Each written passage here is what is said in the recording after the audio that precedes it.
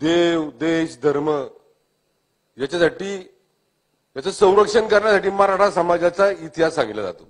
टपरी टाकून बसतो, कॉन्ट्रॅक्ट मध्ये कामाला जातो। अरे जागेचा मालक कॉन्ट्रॅक्ट मध्ये का, आणि त्याच कंपनीमध्ये या भारतातले अनेक लोक येतात आणि स्वतःचं आयुष्य घडवतात। मराठा आरक्षणावर बोलण्या संदर्भात, ओबीसी आरक्षणावर बोलण्या संदर्भात, धनगर आरक्षणावर बोलण्या संदर्भात आमच्यावर वेळ येते। मग 50-60 वर्षांनी केलं काय? अनुकंपावर जी लोक कामाला लागणार आहेत ती लावण्याचा म्हणजे ती न लावण्याचा निर्णय या सरकारने घेतला। हे मराठ्यांचं नुकसान नाही। माननीय सदस्य महेश लांडगे। धन्यवाद अध्यक्ष महोदय। आता तुम्ही 5-6 जण ऐकायला ते ऐका, जोरात ऐका। मी 293च्या प्रस्तावावर माझा मत मांडण्यासाठी उभा आहे अध्यक्ष महोदय। 3 दिवस झाला मी आता हे 5-6 जण राहिले, 3 दिवसापासून आम्ही प्रतीक्षेत आहोत आमचं मत मांडण्यासाठी। थोडा आपलं खऱ्या अर्थाने धन्यवाद दिलं पाहिजे आणि विशेषतः कॅबिनेट मंत्री आमचे मित्र रवी भाऊंचं, कारण आम्हाला सगळ्यांना ऐकायसाठी तुम्ही दोघंच थांबलेले आहात इथं। आणि आमची नावं ज्या प्रतोदांनी दिली ते मला वाटतं एक झोपण त्यांची झाली असेल, जेवण झालं असेल, झोप झालं असेल, बिचारे हे सगळे लोक थांबलेले आहेत। आमचा प्रामाणिकपणा काय, आम्हाला काय सांगायचं, आम्हाला मराठा समाज, ओबीसी समाज, एससी समाज, एनटी समाज हे सगळे समाज एकत्र राहिले पाहिजे मुद्दाम होऊन। कारण बऱ्याचशा गोष्टी अशा आहेत की ज्या का घडल्यात याच अजून आजपर्यंत महाराष्ट्राला कळालं नाही। देव, देश, धर्म याच्यासाठी याचं संरक्षण करण्यासाठी मराठा समाजाचा इतिहास सांगितला जातो। नेहमी मी मध्यंतरीच्या काळामध्ये ज्यावेळेस आदरणीय जरांगे पाटलांनी आज आंदोलन चालू केलं त्या दिवसापासून थोडे दिवस गेल्यानंतर त्याला एक वेगळं वळण मिळालं। ओबीसीचं आरक्षण त्यातलं मराठा समाज मागतोय अशा पद्धतीचं एक वातावरण त्या ठिकाणी तयार करण्यात आलं। अध्यक्ष महोदय, त्याच्यानंतर आरोप बरेच झाले, सत्ताधाऱ्यांवर झाले, मुख्यमंत्र्यांवर झाले, उपमुख्यमंत्र्यांवर झाले। पण माझं असं म्हणणं आहे ओबीसी समाजाच्या नेत्यांना सुद्धा आणि आमच्या मराठा समाजाच्या नेत्यांना सुद्धा, देवेंद्रजींचं एक स्टेटमेंट दाखवा की त्यांनी असं सांगितलं की ओबीसीचं कमी करून मराठ्यांना देणार आहे, असं एक स्टेटमेंट दाखवा। मुख्यमंत्र्यांचं दाखवा, भारतीय जनता पार्टीच्या कुठल्याही नेत्याचं दाखवा, किंबहुना आम्ही बसलो इथं सत्ताधारीमध्ये अशा एकाही भारतीय जनता पार्टीच्या नेत्याचं कुठल्याही समाजाचा आमचा आमदार असेल त्याचं स्टेटमेंट दाखवा की त्यांनी असं म्हटलं की आम्ही ओबीसीचं कमी करून मराठ्यांना देणार आहे, असं एकही स्टेटमेंट दाखवा। लेखी दाखवा, ऑन पेपर दाखवा, मीडियावर दाखवा, कधी कुठेही दाखवा, सभेत दाखवा, कुठेही नाही। पण हा संभ्रम निर्माण करणारी एक टीम जी आहे ना या महाराष्ट्रात कार्यरत आहे, ती टीम जी आहे तिच्यापासून सावध राहिलं पाहिजे। अध्यक्ष महोदय, आम्ही लहानाचे मोठे झालो, शाळेत असताना आम्ही एक प्रार्थना म्हणायचो, भारत माझा देश आहे, सारे भारतीय माझे बांधव आहेत। 10वी नंतर कळायला लागलं आपण कुठल्या समाजाचे आहोत। ग्रॅज्युएट झाल्यानंतर कळायला लागलं की आपल्याला नोकरी मिळणार का नाही मिळणार, आपल्याला टक्के किती पाहिजेत याला बिलकुल महत्व राहिले नाही त्यावेळेस आम्हाला। अध्यक्ष महोदय, ही जी एक प्रथा, हे जे संशयाचं जे काही बीज आहे, हे ज्या महाराष्ट्रामध्ये पेरणारी काही एक मनोवृत्ती आहे, ही फार फार वाईट आहे। मी लहानपणापासून तर आतापर्यंत माझ्याबरोबर सगळ्या समाजाची लोक भावासारखी राहतात। माझ्या घरात दुःख झालं तर त्यांच्या घरात दुःख होतं, माझ्या घरात कुठला आनंदाचा सोहळा असेल तर त्यांच्या घरात आनंदाचा सोहळा होतो। आज सुद्धा आम्ही एकत्र लहानाचे मोठे जातो, आम्हाला वाटत नाही की आम्ही ओबीसी आहे, ओपन आहे, एससी आहे, एसटी आहे असं वाटतच नाही। पण ह्या महाराष्ट्रामध्ये आता एक राजकारण करण्याची फार मोठी एक आदत, कुठल्याही कामात कुठल्याही कारण असलं, कुठलाही हेतू असला, त्याचा मला फायदा झाला पाहिजे, माझ्या पक्षाला फायदा झाला पाहिजे, मला राजकारण करायचं एवढाच डोक्यात विषय, बाकी काहीच नाही। अध्यक्ष महोदय, 3 दिवस आम्ही भाषण ऐकतोय सगळेजण, 3 दिवस झालं, आता 4था चालू झाला। त्यात आता 4थ्याला मी सुरुवात झालं, समजा आपण दोघं झालो, पण 3 दिवस अगोदर ज्यांचं भाषण ऐकलं त्याच्यामध्ये सगळे म्हणायचे राजकारण करायचं नाही, राजकारण करायचं नाही, राजकारण करायचं नाही. आणि प्रत्येकाचं तुम्ही ते हेच होतं ना आपल्याकडं, काय म्हणतो आपण त्याला, नाही हे पाटलावर येतं ना, ती भाषणं सगळी वाटला. कधी कधी जरांगे पाटलांचं मला फार कौतुक करावं वाटतं की त्यांनी बरं झालं यातल्यापैकी कुठल्या नेत्याला स्टेजवर बोलावलं नाही. याच्यातलं जर स्टेजवर कुठला नेता बोलावला असता ना तर आतापर्यंत काय झालं असतं सांगता येत नाही. इतकी भाडकावी भाषणं केली, पण सगळे परत शेवटला म्हणायचे मराठ्यांना पण आरक्षण मिळालं पाहिजे, ओबीसींना पण मिळालं पाहिजे. म्हणजे याच्या विरुद्ध हाय कोण? मी देवेंद्रजींना प्रश्न विचारला एक दिवस, असं बसलो होतो, म्हणलं देवेंद्र भाऊ हे 2019ला 18ला 19ला तुम्ही आमच्या समाजाला आरक्षण दिलं, विधेयक आणलं, सगळ्यांनी एकमुखाने मंजूर केलं, आणि मग तरी सुद्धा तुमच्यावर का आरोप होतात? त्यावेळेस त्यांनी एक आपली मराठीतली म्हण येते म्हणले होते. काय म्हणले होते?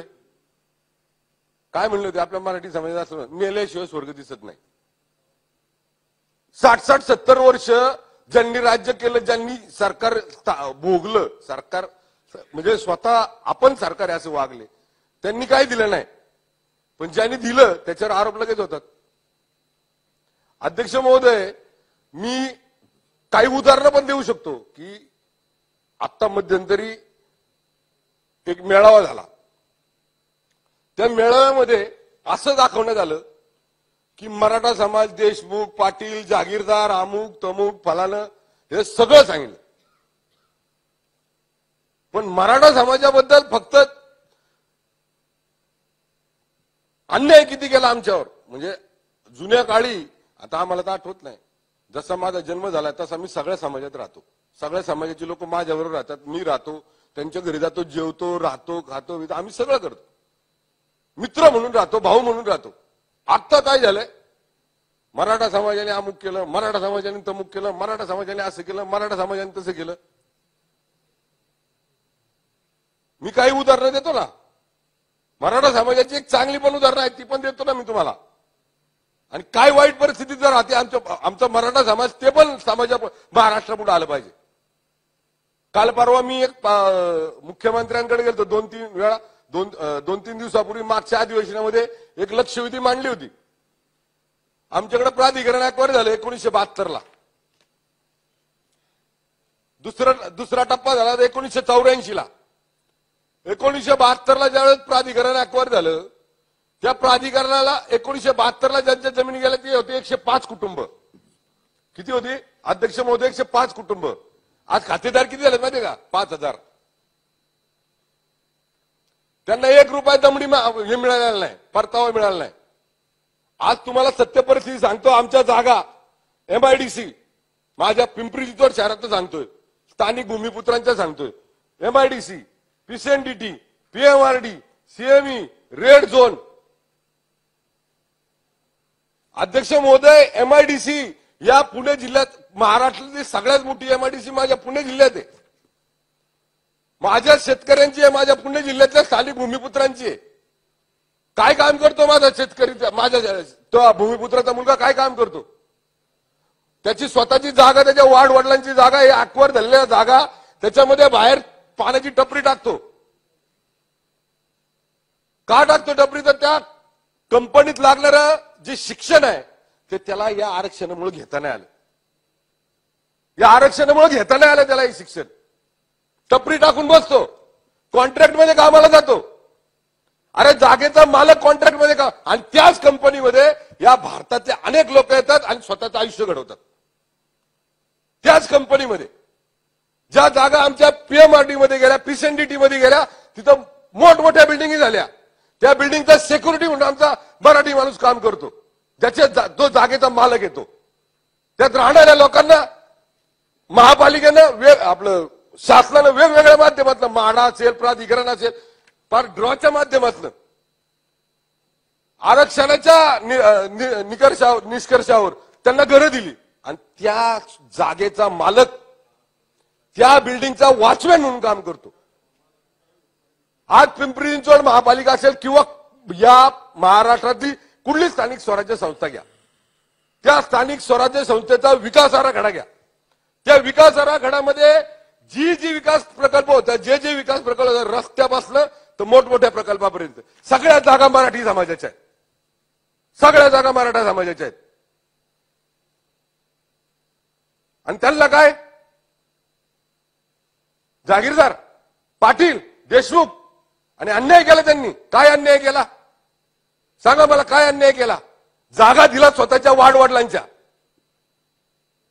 स्वतःच्या वाडवडिलांच्या जागा दिल्या. अध्यक्ष महोदय, आज एका घरामध्ये ज्यावेळेस जागा गेलत्या, तुम्हाला माझं पण उदाहरण सांगितलं ना, तर तुम्हाला या सभागृहातला अजून एक सदस्य आहे, ते परत राजकारणात गेल्यात. होय अध्यक्ष महोदय, सेंट्रल गव्हर्नमेंट संरक्षण खात्याच्या रेड झोन सीएमई याच्यामध्ये अध्यक्ष महोदय आमची गावाच्या गावं संपली. का? आम्हाला त्याचं दुःख नाही आलं. आमच्या गावच्या जमिनी या संरक्षण विभागासाठी गेल्या, भूमिहीन झाले आमचे शेतकरी, भूमिहीन, राहायला घरं नाही राहिली. आम्ही ज्यावेळेस अधिवेशनाला आलो त्याच्या आदल्या दिवशी त्या प्राधिकरणामध्ये बाधित झालेल्या लोकांनी आम्हाला अक्षरशः हात जोडून प्रेस घेतली, आमच्या पुढल्या पिढीचं कल्याण करा, पुढल्या पिढीचं कल्याण करा. अध्यक्ष महोदय, जर आमचा स्थानिक भूमिपुत्र जर तिथं रिझ्यूम गेला ना, स्वतःचा बायोडाटा घेऊन गेला का त्या कंपनीत, तर त्या पाहिलं जातं कुठं स्थानिक आहे का, नोकरीला नाही घेत, त्याला नोकरीला घेतलाय.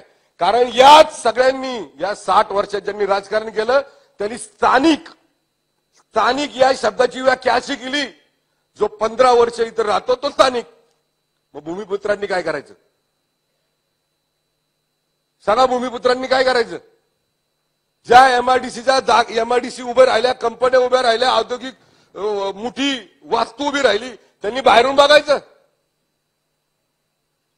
अध्यक्ष महोदय, हे जे विष कालवलं जाते ना, हे विष कालवणारी एक अदृश्य शक्ती आहे, ही आता कळालेली आहे, लोकांना लक्षात आलेली आहे. बघा, मी तुम्हाला सांगतो, 3 दिवस झालं प्रत्येक जण उठतोय, म्हणजे इकडं नाही तिकडच उठतोय आणि काय म्हणतोय, मुख्यमंत्र्यांनी छत्रपती शिवाजी महाराजांच्या पायाला हात लावून शपथ घेतली. यांनी तर पाय म्हणजे देव पाण्यात ठेवले असतील आरक्षण मिळवत नाही म्हणून. प्रामाणिकपणा आहे का नाही? काय कुठल्या गोष्टीबद्दल आपण काय करतो, आपण जे राजकारण करतो, ज्या राजकारणामुळं समाजात द्वेष निर्माण होणार आहे, त्यांनी समाज उद्ध्वस्त होणार आहे, महाराष्ट्र उद्ध्वस्त होणार आहे, याच्या आधी बिलकुल त्यांना तमाच राहिलेली नाही. फक्त डोक्यात राजकारण, बाकी काहीच नाही राहिलेलं. अध्यक्ष महोदय, अशा वृत्तींना आपल्याला ठणकावून सांगावं लागणार आहे, या गोष्टीमध्ये राजकारण करू नका. आमच्या टीमनी, सगळ्या भारतीय जनता पार्टीच्या टीमनी सांगितलं, देवेंद्रजींनी काय केलं, त्याच्यावर एक सदस्य तिकडनं बोलले, हे आरक्षणा संदर्भातलं बिल आहे का आपल्या नेत्याची वाहवा करण्याचं बिल आहे? हे आरक्षणाचं बिल आहे, या आरक्षणाला समर्थन करण्याचं आरक्षणाचा प्रस्तावाचं बिल आहे, प्रस्तावाचा ठराव आहे. आमचं समर्थन त्याला आहे, तुमचं पण असलं पाहिजे, आणि आहे ते पण तुम्ही सांगताय. अहो, तुम्ही समाजामध्ये तेढ लावली, ज्यावेळेस समाजात भांडणं लावली, ओबीसी आणि मराठा असं जर जेव्हा वेगळं वर्गीकरण केलं, ते ज्यावेळेस केलं त्यावेळेस जो लोकांमध्ये संशय निर्माण केला, ते काय होतं? मराठा समाजाला सांगितलं, देवेंद्रजी म्हणतात काही झालं तरी आरक्षण देणार नाही. ओबीसी समाजाला सांगितलं, मराठा समाजाला देवेंद्रजी ओबीसी समाजामध्ये जाणार. अरे हे काय राजकारण आहे? तर काय आज जितके शहाणपणाने सगळे बोलत होते ना, नंतर त्यांनी त्यांच्या मतदारसंघामध्ये जर जो आजचा शहाणपणा जर दाखवला ना तिथं, तर वादच होणार नाही कुठल्या समाजामध्ये, वादच होणार नाही कुठल्या समाजामध्ये. प्रत्येक समाजाला समजू शकतो एवढी ताकद यांच्यामध्ये आहे. फक्त आग लावायची कामं बंद केली नाही, काडी लावायची, तर वादच होणार नाही. सर एकमुखाने सगळ्यांचं म्हणणं आहे, मी ऐकतो एकमुखाने सगळ्यांचं म्हणणं आहे, मराठा समाजाला आरक्षण मिळालं पाहिजे, ओबीसीचं कट न करता मिळालं पाहिजे. त्याच्या विरोधात कोण आहे? कोण आहे त्याच्या विरोधात? 288 पैकी एकही विरोधात नाही. ओबीसीचं कमी करायचं नाही, मराठ्यांचं सेपरेट करायचं, याच्या व्यतिरिक्त स्टेटमेंटच नाही कुणाचं, ना मुख्यमंत्र्याचं, ना दोन्ही उपमुख्यमंत्र्यांचं, ना मंत्र्यांचं, ना कुठल्या भारतीय जनता पार्टी, शिवसेना, राष्ट्रवादीच्या कुठल्याच आमदाराचं नाही. मग का वाद लावायचा प्रयत्न करते ही मंडळी? ही अशांतता निर्माण करण्यामागचं कारण काय? ही आहे ना एक प्रकारची आसुरी, आपण म्हणतो ना आसुरी एक बुद्धी त्यांच्यामध्ये आलेली आहे. त्यांना सहन होत नाहीये, सहन होत नाहीये. अध्यक्ष महोदय, इतक्या प्रमाणात त्यांनी चुकीचे मेसेज हे ओबीसी आणि मराठा समाजामध्ये दिलेले आहे. आज ते शेवटला म्हणतायत की आमची प्रार्थना आहे, त्यांनी आवेशामध्ये शपथ घेतली किंवा कॉन्फिडन्सने घेतली तर ती पूर्ण व्हावी. काय गरज काय? शपथ घेतली बास ना. तुम्ही टिंगल उडवताय काय मग मुख्यमंत्र्यांची? टिंगल उडवताय? अरे कोविड सारखी महामारी आपण सगळ्यांनी पाहिली, या देश आणि जगाने पाहिली कोविड सारखी महामारी. त्यावेळेस आमच्यासारखे कार्यकर्ते दवाखान्यात जात होते ना, तेव्हा कुठला पेशंट म्हणत नव्हता मला प्लाझ्मा जो भरायचा तो ओबीसीचा भर, ओपनचा भर, मला वेजचा भर, जो माळकऱ्याचा भर, मला हे खाणारा भर, असं कोण म्हणत नव्हतं. स्वतःचा जीव वाचवायचा प्रयत्न करत होतं. ही माणुसकी या महाराष्ट्राने जपलेली आहे, ही भारताने जपलेली आहे. आणि अशा या महाराष्ट्रात, अशा या भारतात अशी काही विध्वंसक लोक आहेत की आसुरी वृत्तीची लोक आहेत की त्यांना फक्त डोक्यात राजकारण सुचतं. आणि अशा टायमाला अध्यक्ष महोदय, माझी कळकळीची विनंती आहे, दोन्ही म्हणजे आदरणीय भुजबळ साहेबांना, आदरणीय वडेट्टीवार साहेबांना आणि आदरणीय झरांगे पाटील साहेबांना कळकळीचे हात जोडून विनंती, हा महाराष्ट्र एक संघ राहिला पाहिजे, अन्याय कुठं होणार नाही. आणि परत त्याच्यात पुढे जाऊन सांगतो अध्यक्ष महोदय, सगळे विरोधी पक्षाचे काय म्हणतात, आम्हाला दिल्लीला घेऊन चला, आम्हाला दिल्लीला घेऊन चला. का दिल्लीला घेऊन चला? मोदीजींकडे. मोदीजींच्या नावाने वरडणार, गृहमंत्र्यांच्या नावाने वरडणार, त्यांना पाहिजे तसं सोयीस्कर राजकारण करणार. अरे जर दंगल झाली तर माझा मराठा समाजाचा माणूस जाणार, त्याला दुखापत होणार, तो जेलमध्ये जाणार. ओबीसी समाजाची दंगल झाली, त्या ओबीसी समाजाचा माझा बांधव त्यामध्ये अडकला जाणार, त्याला जखम होणार, त्याच्या कुटुंबाला त्रास होणार.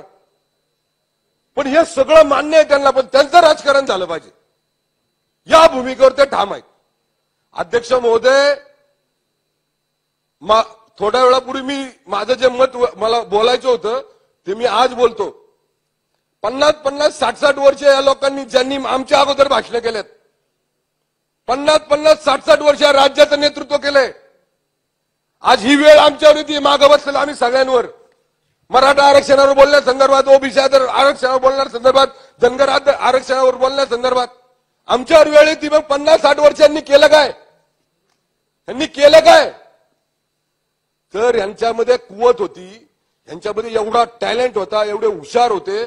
आणि जर यांच्यामध्ये म्हणजे आपण काय म्हणू शकतो त्यांना की यांना जर नाही यांची बुद्धी म्हणजे यांचा मेंदू इतका जर प्रखर होता तर मग 60 वर्ष का आमच्यापर्यंत का आले आरक्षणाचं का आलं आमच्यापर्यंत? का समाजामध्ये ते निर्माण झाली? अहो काही लोक तर अशी आहेत, इकडे ओबीसीच्या स्टेजवर पण बोलणार, इकडे मराठा समाजाच्या स्टेजवर पण बोलणार. अहो आम्ही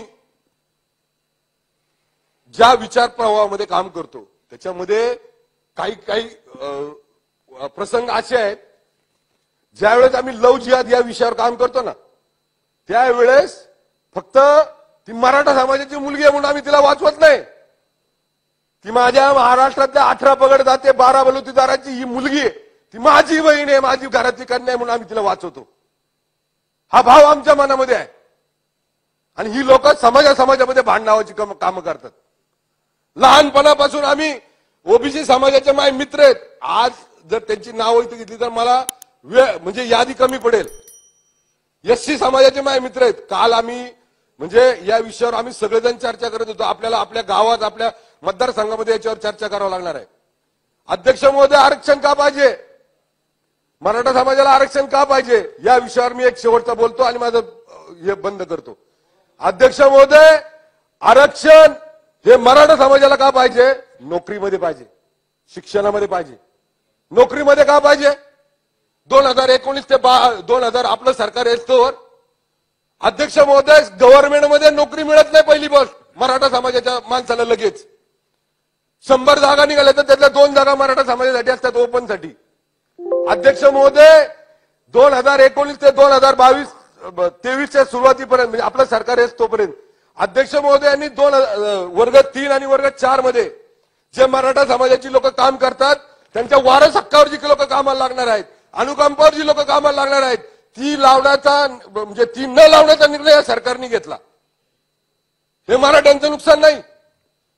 वर्ग 3 आणि 4 मध्ये उद्या जर आमचे वर्ग 3 आणि 4 मधले कर्मचारी मराठा समाजाचे त्यांनी जर राजीनामा दिला तर त्याच्या जागेवर वारस घ्यायच होते. यांनी ते बंद केलं.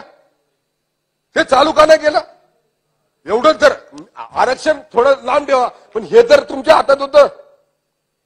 वर्ग 4 मध्ये सुद्धा जर एखादा कर्मचारी मराठा समाजाचा जर ऑन ड्युटी गेला तर त्याला त्याच्या वारसाला कामाला घेता येत नाही. ही परिस्थिती मराठा समाजाची करून ठेवली आहे. नोकरीमध्ये जर आरक्षण नोकरीमध्ये आम्ही म्हणत नाही हो की तुम्ही आम्हाला बाकीच्यांसारखं म्हणजे आम्हाला अजून काय जास्त जास्त सवलती द्या. आम्हाला नोकरी, शिक्षण. अध्यक्ष महोदय, शिपायाच्या भरतीसाठी मराठा समाजाचा एमई झालेला मुलगा, मास्टर ऑफ इंजिनियर झालेला मुलगा शिपायाच्या परीक्षेसाठी उभा राहतो. शिपायाच्या परीक्षेसाठी ही शोकांतिका आहे मराठा समाजाची. याच्यासाठी आरक्षण पाहिजे, याच्यासाठी आरक्षण पाहिजे अध्यक्ष महोदय. आणि मगाशी सांगितल्याप्रमाणे मी कळकळीचे हात जोडून विनंती करतो सगळ्या नेत्यांना, कुणी कुणाचं आरक्षण घेणार नाही, कुणी कुणाचं आरक्षण पळून नेणार नाही. ज्याचा त्याला हक्क मिळणार आहे. फक्त एक विनंती आहे, या महाराष्ट्र जो एक संघ आहे, एक विचाराने चाललेला आहे. मी एक संघ म्हणतो, एक विचाराने म्हणतो, पुरोगामी म्हणत नाही कारण मी एवढा मोठा नाही.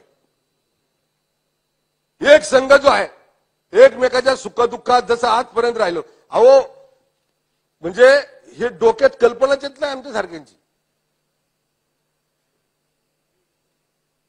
आम्हाला सगळ्यांना एकत्र राहायचंय. तुम्हाला राहायचं का नाही तुम्ही ठरवा. जे नेते मंडळी हे म्हणजे आग लावायची कामं करतात त्या नेते मंडळींना विचारा तुम्हाला एकत्र राहायचं का नाही राहायचं. पण या महाराष्ट्रातला सगळ्या जाती धर्माचा माणूस एकत्र राहण्यासाठी तयार आहे. एकत्र राहण्यासाठी तयार आहे. कुणाचा हक्क कुणी नेणार नाही, कुणाचा हक्क कुणी तोडणार नाही. माझी या सभागृहाच्या माध्यमातून, आजच्या या प्रस्तावाच्या माध्यमातून मी ठामपणे सांगतो, आपण सगळ्यांनी एक मोठ्या ताकदीनं मुख्यमंत्री, दोन्ही उपमुख्यमंत्री यांच्या मागे ताकदीनं उभं राहिलं पाहिजे. सगळ्या पक्षाच्या सगळ्या प्रतिनिधींनी उभं राहिलं पाहिजे. एक संदेश महाराष्ट्राचा या आरक्षणाच्या निर्णयाच्या माध्यमातून पूर्ण देशाला जाईल. या महाराष्ट्राचं एकत्र झालेलं, एकरूप झालेलं स्वरूप हे एक उदाहरण होईल या देशासाठी. आणि म्हणून कळकळीची विनंती करतो सगळ्यांना, कुणी राजकारण न करता, कुठल्याही प्रकारचा स्वार्थ न ठेवता या प्रस्तावाला सगळ्यांनी मंजुरी द्यावी. मी या प्रस्तावाला मंजुरी देतो. या ठिकाणी थांबतो. जय हिंद, जय महाराष्ट्र.